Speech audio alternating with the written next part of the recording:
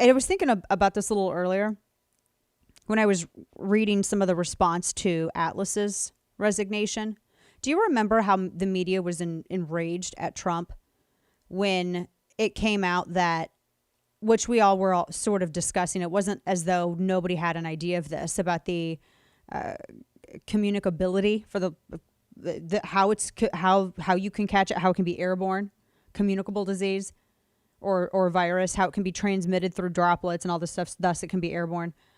And there was the media was infuriated that Trump didn't come out and hold a press conference telling everyone that they were going to die and screaming and then trying to find an exit. They were infuriated that he did not terrify the public. And I remember that press conference was when we were on air when it happened. We played it. That he was asked about that, and he said, "Well, what am I going to do? Am I just going to get out here and why would I scare you all unnecessarily?"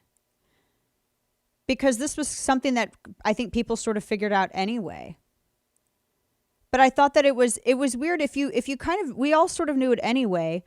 Do you have to have an official statement from the government in order for you to be able to believe what you see with your own eyes? And what you read and what you hear? That is terrifying to me. That we have so many people in this country that they can't accept it unless the government puts a stamp on it. And I think with Atlas, it was the same way. Trump just told people the truth. And Atlas told people the truth. But that did not go with the Rube Goldberg narrative that the Faucis and the Birx and everyone else had. I don't have any... Look, I know a lot of people hate Fauci.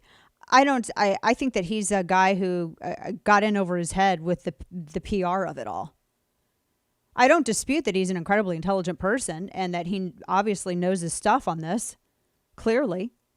I'm not going to go and sit here and tell him about infectious diseases, just like he's not going to come to me and tell me about guns or gun law.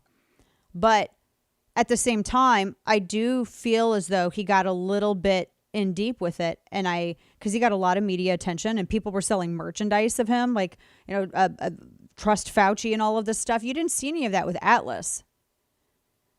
And in fact, when even Birx, there was one time when she even appeared to contradict him. And do you remember when the media turned on her? It was really bizarre. And that's why they've hated Scott Atlas from the start. They blame Scott Atlas, who's been consistent the entire time on everything.